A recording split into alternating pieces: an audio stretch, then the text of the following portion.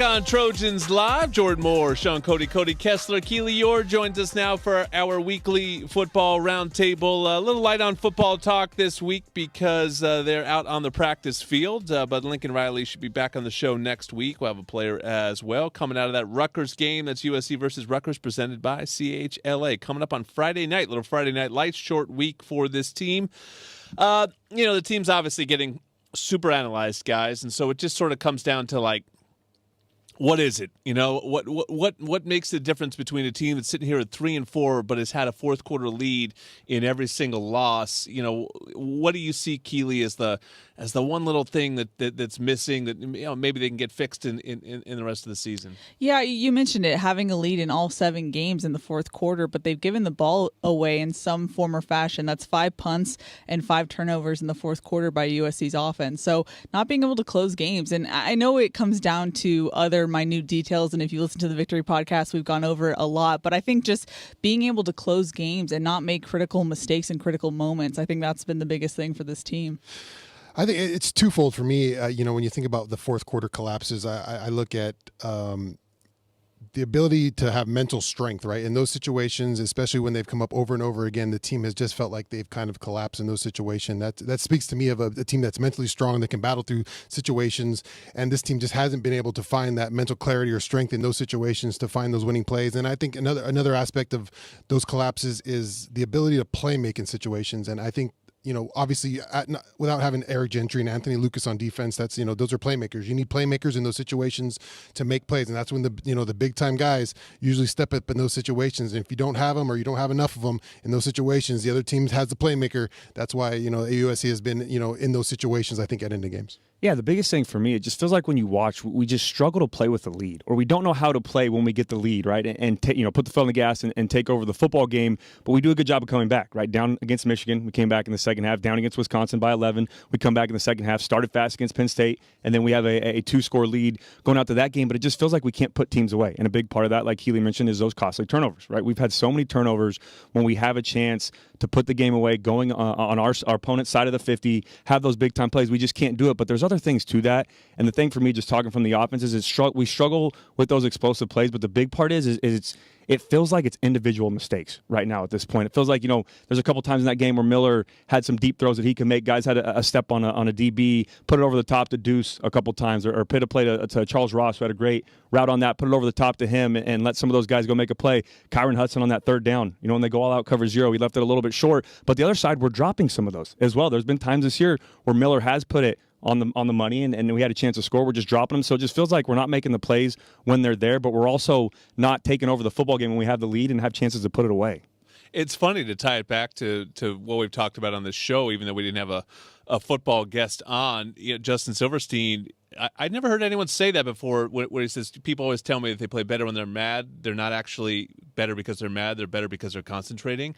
It's sort of the point that you're making with a lead, right? This team, I felt when it got behind against Michigan, got mad a little bit. Yeah. I mean, I just remember how intense Eric Gentry was in that game, how intense the defense was, but really just locked in. And, up 2 touchdowns, a chance to put Maryland away. I just feel like the details all of a sudden got sloppy, because I really do think that they were better than that team. And that team in particular, I mean, it's one thing we talk about Penn State and Michigan. That game was really there to be won on Saturday. Yeah, and the talent level between USC and Maryland, it shouldn't be that kind of game. And like you said, I think this conversation just feels like mental strength, in the ability to close a team out takes a certain level of energy. You got to have that ability to know when that time in the game is, right? When you're up 2 scores and you got the ball here, this is the possession where we can end this whole thing. Let's go down on defense, on offense, end this thing, then you can kind of put it in cruise control. But until that point, this team just seems in those moments not to understand the situations to where they can put a team away. Yeah, that's the frustrating part, and that's what I talked about. I mean, we texted in our group text during the game. those missed opportunities lead to that. We shouldn't even be a 2-score lead in the second half. It should have been a 4-score lead in the first half, right? We should have been 35-7. Now, I know Maryland was the better team on that day. You got to give them credit. I'm not taking away from that. Obviously, talent-wise, like Sean said, we have better athletes. We should be able to go in there, even on the road, in the Big Ten, go win that football game and come home. But we're just missing those opportunities to put games away. And then when we have chances at the end, and I'm fine. I know Miller threw the pick, right? You can't have that. That can't happen in that situation. I know we missed the block up front. Just take a sack, throw it away. I'm fine, though, with that turnover, right? It's okay. We got to pick. Not fine with it. You don't want to happen, but they go down and score after one play. We're still up 7. Reload, go to the sideline, calm down, and then go put a drive together. It just feels like we went into panic mode, and we're not making these plays that we need to make, especially at the end of the football game, and we're not playing complementary football. Either our offense scores and our defense can't get a stop, or they get a stop, and then we go down, have a block kick, and we can't put it away. But even that sudden change after that situation, the defense needs to have the mindset of like, oh, big turnover. We need to come out and step up for our offense, and that's the kind of mindset it needs. Not, oh, just let a touchdown dribble in. And those are the situations where you need to have each other's back, and I just feel like in some moments in this team, it's just like, somebody else can figure out this playmaking, and it just hasn't been the Trojans. Well, I mean, the game, and you could feel that, though. You could feel a shift in that stadium. You guys were there. I mean, you can tell it was. Well, the energy goes the other way. And I don't mean it's okay to throw a pick. That's not what I meant. I meant, though, that's going to happen. There's going to be mistakes made. It's fine. How do you respond to them? And I just felt like we just kind of let everything go, and Maryland took over the football game from that point. And you guys have talked about it before, but at this point, it's now a pattern this season. How do you get out of that mindset? I felt like almost on that final drive,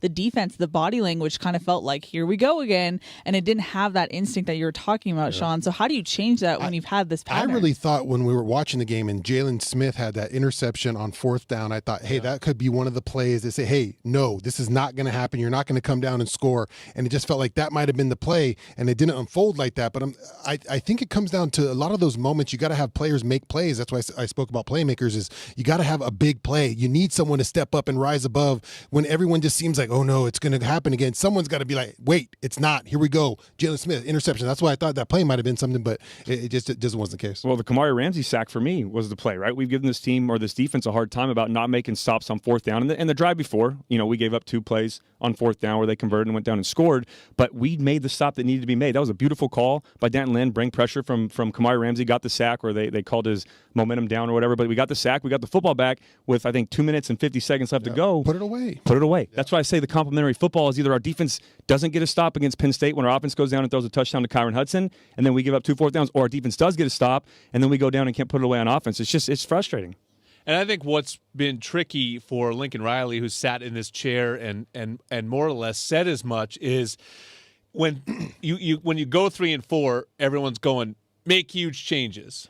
Yeah. But he's sitting there going, huge changes? If we just made a kick last week, we're up by 9, game over. If we get the stop on 4th down, game over. If we don't throw that pick, we probably go down and score, game over. And there's been that in every single game. So it's this battle of like, why would I make these massive changes? I mean, Cody, you asked him this question last week, and more or less that's what he said. It's like, why would I make these massive changes when we're this close? But it's kind of easier to make big changes than it is small changes.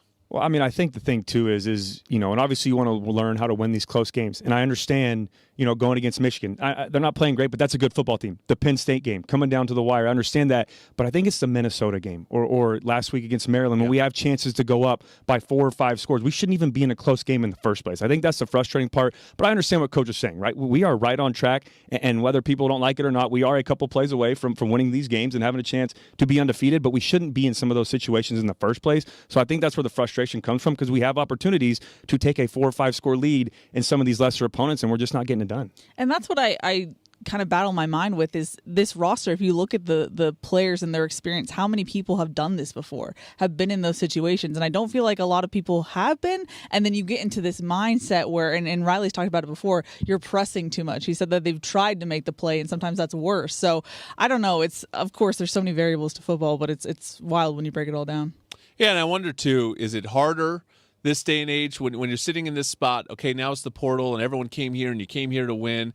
Is that harder? Or is it easier because in this sort of sports psych era, the kids are just, hey, we just got to go 1-0 this week, and that's the answer we get? I don't know. I think we find out, this week and the coming weeks to see how easy or hard it is for this team to respond. But certainly down now in a place where I'm sure they did not expect to be, especially after the way the season started with that incredible win against LSU. We will be there to cover it all on Friday night, USC versus Ruckers, presented by CHLA. It'll It'll kick at 8 o'clock. We'll go on at 6. One final segment of Trojans Live coming up next. One final segment of Trojans Live on a Monday evening here in downtown Los Angeles. LA is the place to be. Lakers season starts tomorrow night at Crypto. The Dodgers are going to the World Series, and our over-under is presented by Pechanga Resort Casino, proud partner of USC Athletics. Sean, you were ready? This is exactly what I was going to ask. No over-under. Just give me a World Series prediction. Oh, okay. Oh, my God. I believe the Dodgers will win. In how many games? You've never done a baseball prediction before? Or NBA prediction? You say blank in blank. Dodgers in 6. Okay, I got Dodgers in 5. Shohei MVP.